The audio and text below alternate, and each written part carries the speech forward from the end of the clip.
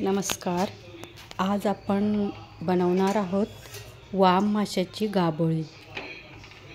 चला तर बघूया कशी बनवतात वाम माशाची गाभोळी. सर्वात प्रथम अद्रक लसूण मिरचीची पेस्ट टाकली, नंतर टोमॅटो टाकला.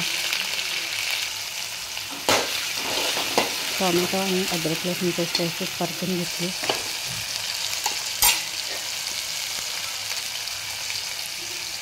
आता त्यामध्ये हळद,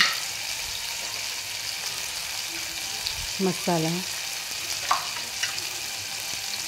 आणि चवीनुसार मीठ घातलं.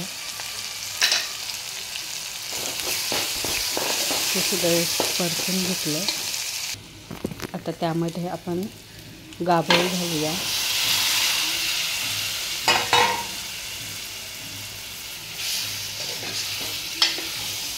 गाभोळी घातल्यानंतर व्यवस्थित परतून घ्यायची.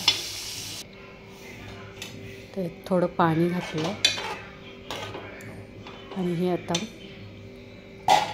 मीडियम गॅसवर झाकण देऊन 10 मिनटं शिजवून घ्यायची. आता ह्याच्यात 10 मिनटानंतर चिंचेचा कोळ घातला. पुन्हा 5 मिनटं शिजवली. तयार आहे आपली वाम माशाची गाभोळी. तांदळाच्या भाकरीसोबत छान लागते. तुम्ही सुद्धा ट्राय करून बघा.